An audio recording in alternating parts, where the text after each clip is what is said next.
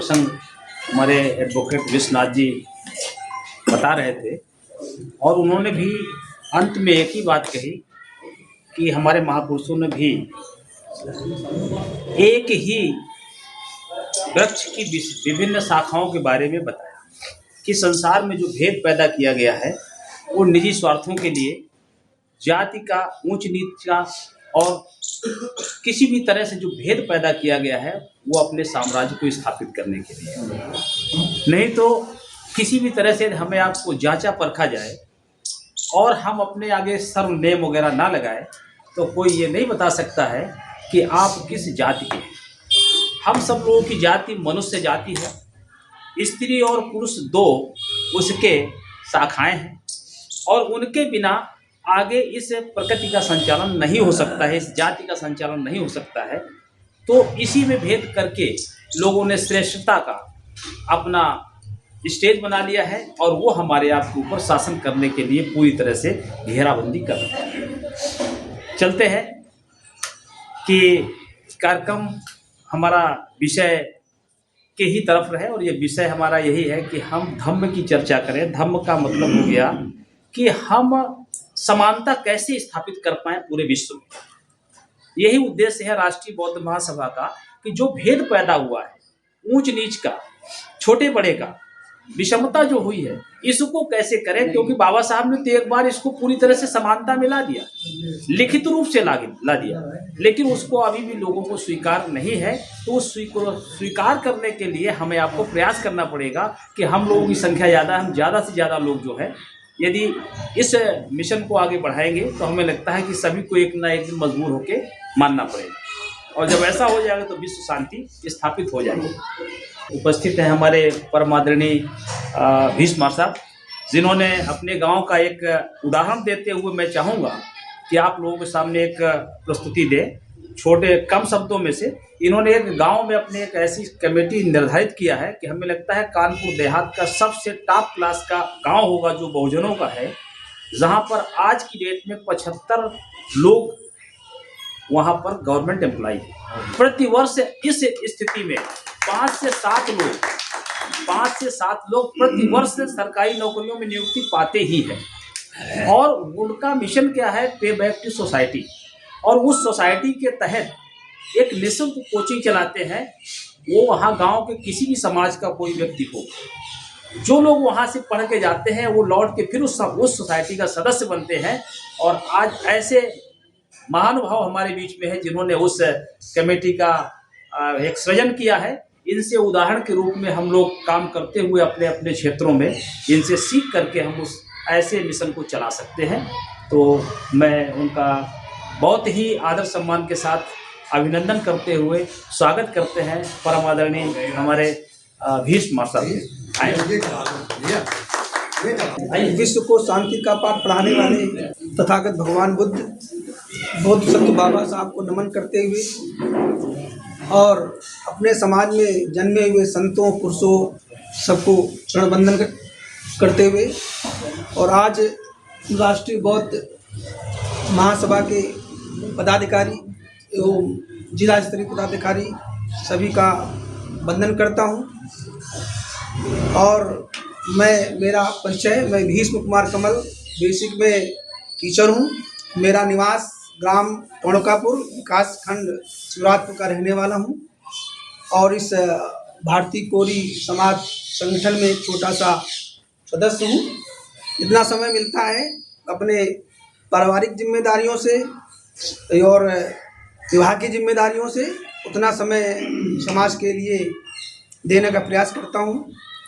जैसा कि भी हमारे सरोज भाई ने बताया, मैं थोड़ा सा अपने गांव के बारे में मैं बता देना चाहता हूं। मेरा गांव एससी बैकवर्ड और जनरल का एक मिली हुई ग्राम पंचायत है। इसमें 50% हमारा सामान्य वर्ग है और 50% में हम लोग एससी और बैकवर्ड में आते हैं। आज के लगभग 20 साल पहले जब हम लोगों ने थोड़ा सा इंटर पास करके ग्रेजुएशन के लिए आए तो हमने देखा कि हमारे गांव में हमारी संख्या बल बहुत होने के बाद भी हमारा कोई प्रतिनिधित्व ग्राम पंचायत में प्रधान के रूप में या किसी अन्य रूप में नहीं बन पा रहा है। उस पर जब हम लोगों ने विचार किया और जब हम लोग गांव में जाते थे, हमारा एक पूरी तैयारी होती थी कि हमारा प्रतिनिधि जीतेगा, लेकिन अंत में हम लोग बहुत ही मतों से हार जाते थे। हमारे जो साथ के हम लोग थे, हमारे जो सीनियर्स थे, उन्होंने उस पर मंथन किया तो देखा हमारे समाज में ही कमी थी। हमारे समाज का वोट पहले भी बिकता था और आज भी बिक जाता है, वो चंद पैसों के।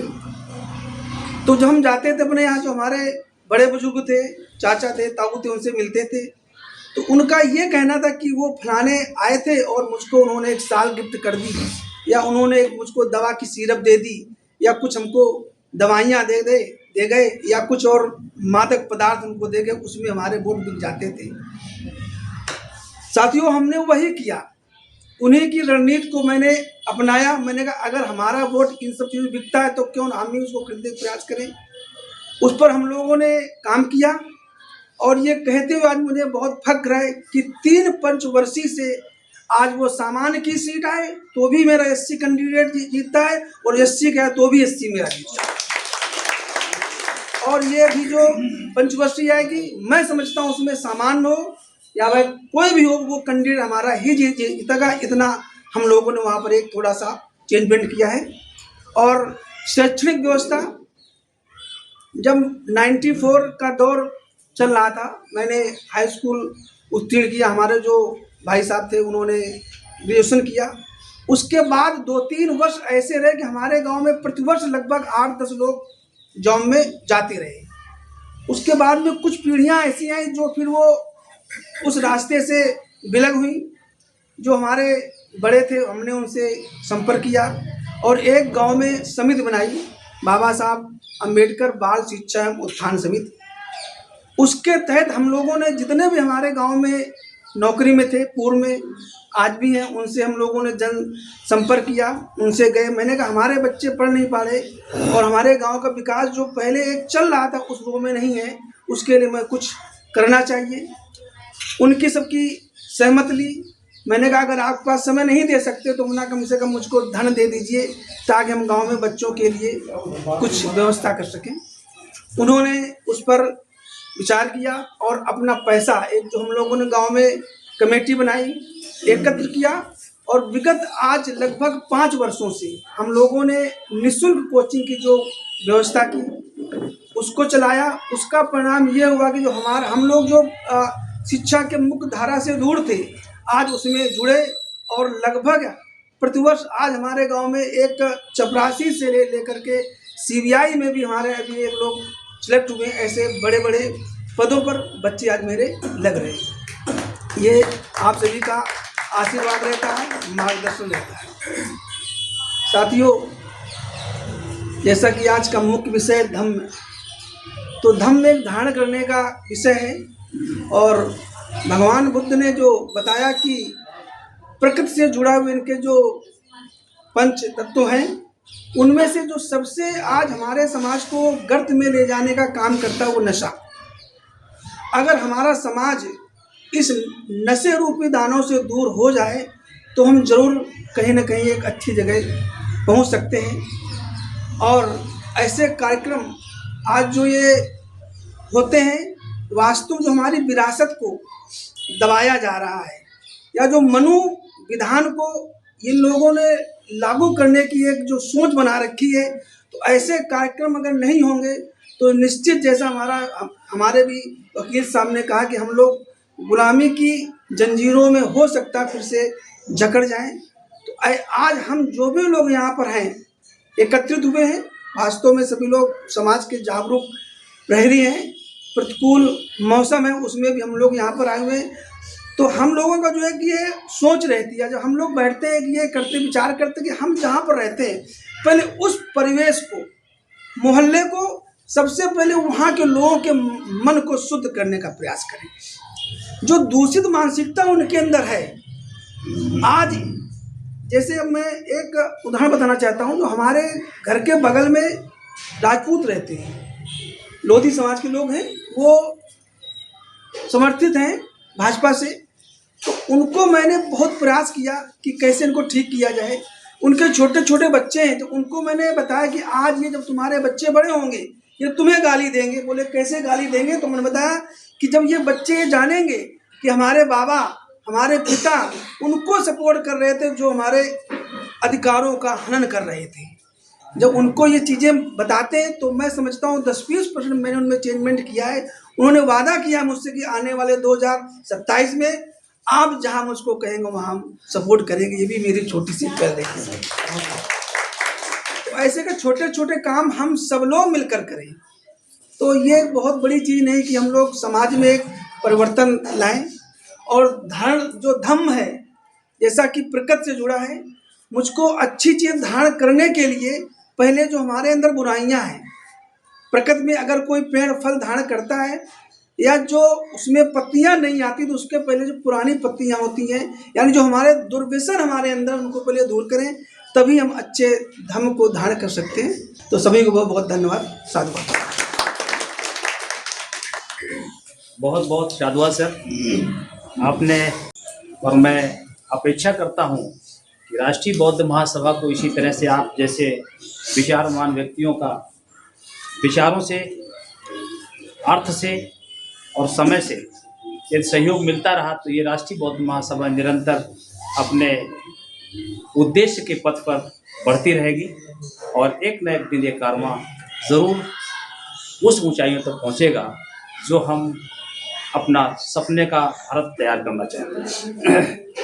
तो मैं चक्कर बहुत ही अंदर से मुझे ऐसा लग रहा है कि मामला सब वैसे वैसा जा रहा है। तो 4 पंक्तियां ऐसी आ गई तो मैंने कहा उन पंक्तियों से भी आप लोगों का कुछ उत्साहवर्धन किया जाए कि ओंठों पे उल्फत के फसाने नहीं आते, ओंठों पे उल्फत के फसाने नहीं आते और जो बीत गए फिर वो ज़माने नहीं आते। दोस्त ही होते हैं दोस्तों के हमदर्द, कोई फरिश्ते यहाँ साथ निभाने नहीं आते, कोई फरिश्ते यहाँ साथ निभाने नहीं आते। साथियों, बहुत ही वकील साहब का मैंने किसी ना किसी तरह से रोका, समय लिया, तो वकील साहब को मैं चाहूँगा कि आप अपनी टीम के साथ, हमारे 3 लोगों का नाम पहले से उनकी सूची में है, चौथे व्यक्ति यहाँ उपस्थित नहीं हो पाए और मैंने विशेषकर एक व्यक्ति ऑन द वे थे, उनकी वजह से इस कार्यक्रम को थोड़ा और आगे बढ़ाया। हमारे बीच में परम श्रद्धेय आज की अध्यक्षता कर रहे जीडी सोनकर साहब का कोरी समाज संगठन ने विगत वर्षों की भांति इस वर्ष जो 23 नवंबर 2025 को भीमसेन रेलवे स्टेशन के पास अंबेडकर परिवर्तन पार्क में जो कार्यक्रम रखा था, उस कार्यक्रम में सम्मान के लिए सूची में जीडी सोनकर साहब और हमारे राष्ट्रीय बौद्ध महासभा के जिला अध्यक्ष हमारे छोटे भाई राजेश सोनकर जी का भी नाम उस सूची में था और किसी कारणवश कार्यक्रम में आप लोग नहीं पहुंच पाए तो कोरी समाज संगठन आज उनका इस मंच के माध्यम से सम्मानित करना चाहेगी। साथ ही तिवारीपुर बगिया से में निवास करने वाले परम आदरणीय सुरेंद्र सिंह करुणाकर जी, उनकी भी सहभागिता हमारे बहुजन मूवमेंट में अग्रणी भूमिका के रूप में रहती है। वो वहाँ पहुँचे थे लेकिन समयाभाव की वजह से उनका सम्मान वहाँ नहीं हो पाया था। और आज एक साथी हमारे बीच में फूला प्रसाद प्रजापति जी उपस्थित नहीं है।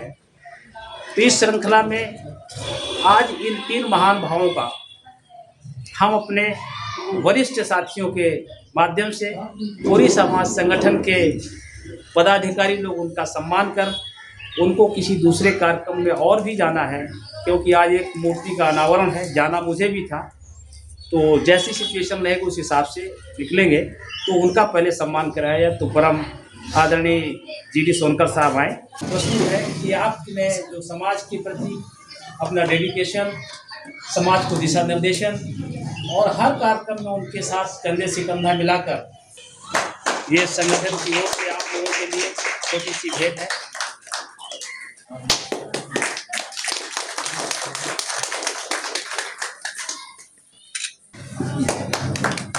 आप सभी लोग प्रत्येक वर्ष दूर दराज तक भी हम उस कार्यक्रम में पूरे विश्व में करुणा मैत्री का संदेश देने वाले प्रातः स्मरणीय भगवान बुद्ध के चरण कमलों में वंदना करते हुए नारियों शोषितों के मुक्तिदाता, भारतीय संविधान निर्माता, बोधिसत्व, भारत रत्न डॉक्टर भीमराव अम्बेडकर के चरणों में श्रद्धासुमन अर्पित करते हुए हम safe DS4 Bahujan Samaj party के संस्थापक मानवर काशीराम साहब के चरणों में श्रद्धासुमन अर्पित करते हुए बहुजन समाज में जन्मे संत गुरुओं को नमन करते हुए आज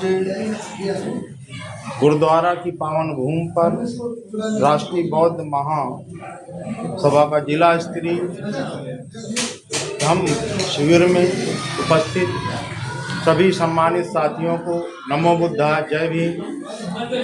आज की अध्यक्षता कर रहे आदरणीय GD सोनकर जी बहुत लंबे समय से, चूँकि यहाँ वाम सेव के फाउंडर मेंबर रहे हैं GD सोनकर जी, कुशल संचालन कर रहे राष्ट्रीय बौद्ध महासभा के प्रदेश के प्रमुख महासचिव भाई सरोज कुमार जी, राष्ट्रीय बौद्ध महासभा के जिनके नेतृत्व में आज ये कार्यक्रम हो रहा आदरणीय राजेश सोनकर जी, मंडल अध्यक्ष भाई सुरेंद्र कुमार जी, करुणाकर जी, और इस भीषण सर्दी में जो अपनी उपस्थिति दर्ज करा रहे हैं सभी सम्मानित साथियों, धम्म की चर्चा के विषय में अभी अनूप चंद जी ने बहुत कुछ कहा है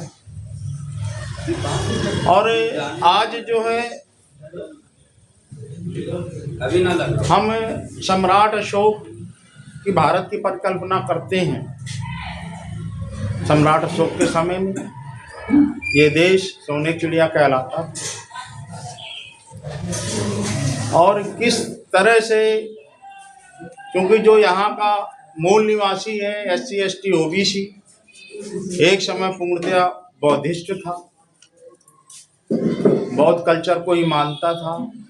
किस प्रकार से हमारी सभ्यता नष्ट की गई है ये किसी से छिपा नहीं है। और अभी आप, क्योंकि महात्मा ज्योतिबा फूले, साहू जी महाराज और बाबा साहब अम्बेडकर, इनका लंबा संघर्ष 1948 से शुरू हुआ था जो 108 वर्ष तक चला। इसके बाद जो है मानवर कांशीराम साहब ने वो जिम्मेदारी उठाई और देखा कि किस प्रकार से जो दलित शोषित समाज के अंदर एक राजनीतिक चेतना जगाई। बाबा साहब ने अपना पूरा जीवन दलित शोषितों के लिए लगा दिया और संघर्ष के बदौलत संविधान में हमारे सारे अधिकार निहित किए। संविधान की बदौलत ही और आरक्षण की बदौलत भी हमारी ज़िंदगी में जो भी थोड़ा बहुत तरक्की किया हम अपने आरक्षण के बदौलत ही किया साथी। आज वो सब चीज़ें आज देख रहे हैं कि ये 11 साल से कौन सी सरकार चल रही है। जो सुविधाएं हमको गवर्नमेंट से मिलती थी उसी पर पूरा कुठाराघात चल रहा है। शिक्षण संस्थाएं बंद हो रही हैं, आरक्षण एक तरह से धीरे धीरे समाप्त हो रहा है। हम धर्म की ओर बढ़ेंगे लेकिन कैसे बढ़ेंगे ये भी एक सोचने का विषय है। हमको किस तरह से तोड़ा मरोड़ा गया है, जो जाति के अंदर जातियां पैदा की गई। हमको एक होने के लिए बहुत कुछ, सबसे पहले स्वयं में परिवर्तन करना होगा, फिर अपने परिवार में परिवर्तन करना होगा, फिर अपनी जाति में परिवर्तन करना होगा, तब ये समाज बनेगा साथियों। क्योंकि ये समाज को इस तरह से तोड़ा है मनुवादियों ने कि हम आज एक ही जात के एक ही पेशा करते हुए इतनी नफरत करते हैं। हम मानो एक कैसे मान लें कि हम एक हैं। इस पर हमें बहुत चिंतन करना होगा साथियों। सरोज कुमार जी बहुत सुलझे हुए व्यक्ति हैं, क्योंकि मैं तो भैया बहुजन समाज पार्टी में आज भी हूँ, करीब 35-36 साल से काम कर रहा हूँ। ये ब्रजेंद्र जी वगैरह जब महेश को चुनाव लड़ रहे थे, युवा थे, और बहुत अच्छी तरह से इनको मैं जानता हूँ, समझे आप। तो साथियों, हमको जो है धर्म के विषय में जो बताया गया, बहुत प्रकृति का धर्म है। भगवान बुद्ध ने कहा है कि मैं कोई चमत्कार नहीं करूँगा, मैं आपका मुक्तिदाता नहीं हूँ, मैं मार्गदाता हूँ, मैं आपको रास्ता बता सकता हूँ, और दुख आपने पैदा किया, इसका निवारण आपको स्वयं करना होगा। तो हमको जो बौद्ध धर्म है, इस रास्ते पर क्यों चलना चाहिए? क्योंकि प्रकृति का धर्म है, वैज्ञानिक धर्म है, इसमें आपकी सोच बदलेगी। लेकिन सबसे ज्यादा आज जो है, जो समाज जिसको पे बैक सोसाइटी करना चाहिए, वो समाज जो बहुत आगे बढ़ चुका है, सत्ता तक पहुंच चुका है, तो वो केवल अपनी जात पर ही काम कर रहा, दूसरी जात पर काम नहीं कर रहा। नहीं, आज बाबा साहब के अम्बेडकर का सपनों का भारत बन गया होता, भगवान बुद्ध के सपनों का भारत बन गया होगा। बहुत बिरले लोग हैं जो पे आप सोसाइटी समाज के लिए काम कर रहे हैं। केवल आदमी केवल खोखली बातें करता है, जब मौका मिलता है, सत्ता में आता है, केवल अपनी जात और समाज का ही भला करता है, अन्य जातियों को बिल्कुल छोड़ देता है। तो ये चीजें बौद्ध धर्म को सच्चा मानने वाला अनुयायी क्रांति कर सकता है, जिसके अंदर ये भावना है कि नहीं, मानो एक समान है, मेरी कुछ जिम्मेदारी है, मैं अगर उठ गया हूं तो इनको भी मुझे उठाना होगा। इस दिशा में हमें आवश्यकता है, क्योंकि ज्यादा सबसे सनातनी समय सनातन को कौन ढो रहा? वाल्मीकि समाज, सोनकर समाज, यही सब सबसे ज्यादा सनातनी है, सबसे ज्यादा ढो रहा। तो हमें इन बस्तियों में काम करने की जरूरत है। भगवान बुद्ध के धम्म की चर्चा इन बस्तियों में करने की जरूरत, बहुत ज्यादा जरूरत है। हम ग्रुप बनाकर इन बस्तियों में जो है, जब हम धम्म के विषय में बताएंगे, उनको जोड़ेंगे, तभी देश के अंदर क्रांति आएगी, तभी धर्म परिवर्तन होगा। अपनी बात में विराम देता हूँ साथियों। जय हिंद, जय भारत। बहुत बहुत साधुवाद सर। अभी हमारे महासचिव जी, प्रदेश महासचिव आरबीएम, हमारे देशराज वाल्मीकि साहब, बड़े भाई, उन्होंने अपने अनुभव को साझा किया। मैं समझ सकता हूँ कि राष्ट्रीय बौद्ध महासभा में हमारी पूरी टीम ज्वाइन करने से पहले भी और उसके बाद भी इस बात से पूरी तरह से मैं आश्वस्त होकर कह रहा हूं कि किसी जाति, अपनी जाति विशेष के लिए काम ना करने वाली हमारी पूरी टीम है। मैंने बिट्टो वाल्मीकि के यहाँ भी हमारी इस टीम ने आर्थिक, शारीरिक और मानसिक सहयोग के साथ भी उनकी डेथ के बाद उनके घर तक गई और संवेदनाओं को लेकर के उनके साथ आर्थिक सहयोग भी किया।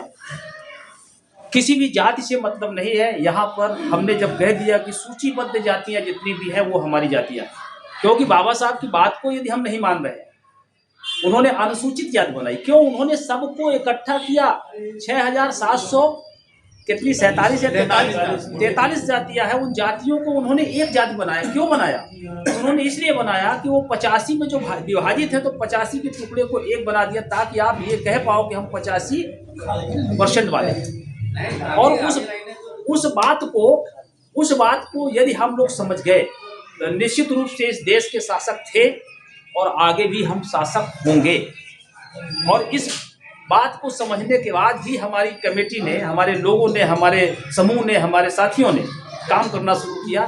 चाहे वो वाल्मीकि समाज हो, चाहे गौतम समाज हो, जितनी भी अनुसूचित जातियों में आता है, चाहे वो कुशवाहा समाज हो, चाहे बैकवर्ड का कोई भी व्यक्ति हो, हम उस पर अपनी उतनी ही शिद्दत के साथ इत्तेफाक हो सकता है कि पहल हमको करनी पड़े हमारी जाति के लिए। क्योंकि आपकी जाति के मामले में मुझे नहीं पता है। मैंने देव कुमार जी जो है आपकी समाज से है, उनको मैंने लगातार कम से कम 5 से 7 साल हम लोगों ने 10,000 रुपये का फंडिंग किया। इस बात के 5,000 नहीं, पहले 10,000, मुझे बहुत अच्छे याद है। 10,000 के बाद कुछ लोगों ने उसको धीरे धीरे कम किया, तो 5,000 रुपये कम से कम नहीं मिला। तो यहाँ तक कि हम उनके प्रेस की भी बात कर रहे थे कि आपको प्रेस लगाना है तो आप अपना काम दूसरे के यहाँ क्यों करेंगे, आप करेंगे। और आगे भी काम करने के लिए तैयार हैं। ये हमसे आपसे नहीं होगा। जैसे किसी समाज के लोगों ने कहा कि वहाँ पर एक मंदिर बनना है, हमने एक दिन में एक मीटिंग में उस मंदिर के लिए सारा फंड अरेंज किया और वो मंदिर बना। आज की डेट में उस मंदिर पे लोग जा रहे हैं। एक शेखपुर गांव है, उस गांव में फूलपुर, उसको शेखपुर कहते हैं, फूलपुर गांव में एक सज्जन आए, उन्होंने कहा कि कबीर साहब का वहाँ चबूतरा है, मंदिर बनना है। यही कमेटी थी, हर समाज के लोग थे। एक प्रस्ताव पारित हुआ कि यार वो उनकी इच्छा और ऐसा होना चाहिए, तो आपकी समाज का मंदिर क्यों नहीं बन सकता। और जो भी उस दिन बजट आया तो 14 लोग मीटिंग में बैठे, 14 लोगों ने बराबर बांट करके और उसको मंदिर का निर्माण करें। हम सभी लोग, इतने लोग बैठे हैं, बड़ा से बड़ा काम कर सकते हैं, ये मुझे पूरा कॉन्फिडेंट है। सिर्फ हम मन बना लें और जिस दिन हम इस कारमा को समझेंगे कि एक दिन में एक काम कर सकते हैं, एक महीने में एक काम निश्चित रूप से कर सकते हैं। कोई सुनिश्चित तो करे कि यहाँ पे 2000 होना है, 5000 होना है। यदि हम लोग व्यक्तिगत नहीं कर सकते तो हम 4 लोगों का अपने हिस्से में 4 लोगों को तो कलेक्ट कर सकते हैं। तो आप निश्चित रूप से इस बात को समझ लीजिएगा कि आप जैसे लोगों के बीच के सुझाव आएंगे, जहाँ भी आप चाहेंगे कि यहाँ पे लोगों को प्रशिक्षित करना है, तो आपकी ये टीम सदैव आपके साथ तत्पर है। काम करने के लिए निकले हैं तो काम हमें इन्हीं झुग्गी बस्तियों में करना है, लेकिन वहाँ पर आमंत्रित आपको करना पड़ेगा। तो ऐसी स्थिति में हम लोग एक छोटा सा कदम है आगे बढ़ाएंगे। मैं अब आगे ज़्यादा कुछ ना कहते हुए मैं अगले वक्ता के रूप में अपने छोटे भाई, वैसे तो मुझे संतोष सर यहाँ दिख नहीं रहे हैं, संतोष सर को बुलाना है, तो मैं अभी छोटे भाई राष्ट्रीय बौद्ध महासभा के जिला अध्यक्ष हैं, जिनके ये नेतृत्व में ये कार्यक्रम हो रहा है, राजेश सोनकर जी को आमंत्रित करूंगा, वो आए और आज के विषय पे परिचर्चा करते हुए हम सब लोगों को आगे के लिए मार्गदर्शन करें। धन्यवाद संचालक महोदय। सर्वप्रथम तथागत बुद्ध, बाबा साहब अम्बेडकर तथा तमाम अपने संत गुरुओं की चरणों में अपनी श्रद्धा सुमन अर्पित करते हुए आज के विषय जो दिया गया है, एक दिवसीय धम्म शिविर। साथियों, धम्म के विषय में हमारे पूर्व वक्ताओं ने भी विस्तार से चर्चा की, अपने अपने नॉलेज, अपने विवेकानुसार। धम्म है क्या, हो सकता है बहुत से लोग जानते हों, लेकिन जहाँ तक हमारी नॉलेज है, धम्म है क्या, इस पर चर्चा करना ज़्यादा जरूरी है। और धम्म आज से लगभग 2500 साल पहले धम्म की आवश्यकता क्यों पड़ी। एक राजकुमार जो सर्व साधन संपन्न था, सारी सुविधाओं से उत्प्रोत, जो आज की मानवीय जीवन में भी मतलब बहुत मुश्किल से मिलती हैं, उस व्यवस्था को छोड़ करके धम्म की खोज में क्यों निकले। और धम्म है क्या, बताया जाता है बुद्ध के 4 आर्य सत्य हैं। दुख, तो बुद्ध ने देखा क्या, एक राजकुमार को तो दुख दिखना नहीं चाहिए था। राजकुमार तो वैभवशाली होता है, हर चीजों से संपन्न होता है। उन्होंने देखा कि एक बहुत बड़ा समाज का हिस्सा जो दुखी पीड़ित था, दुख पीड़ित मतलब जिसके बाद जो अभाव में रहता था, मानवीय सुविधाओं से वंचित था। 29 साल की एज में उन्होंने ये देखा कि बहुत बड़ा हिस्सा समाज का जो वंचित, पीड़ित, शोषित है, वो आखिर शोषित क्यों है।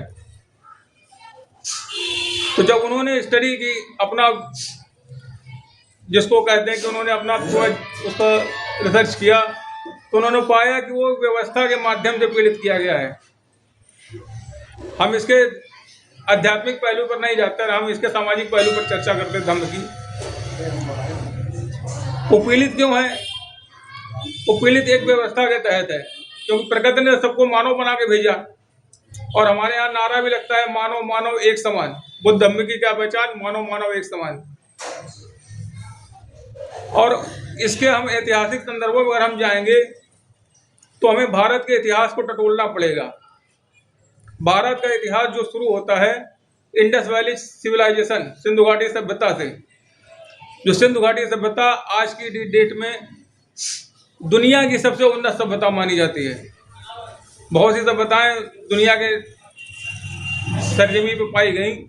मेसोपोटामिया की सभ्यता, उसमें सिंधु घाटी सभ्यता सबसे उन्नत सभ्यता थी, जो भारत के मूल निवासियों की सभ्यता थी, जहाँ न जाति थी, न वर्ग था, न ईर्ष्या थी, न द्वेष था।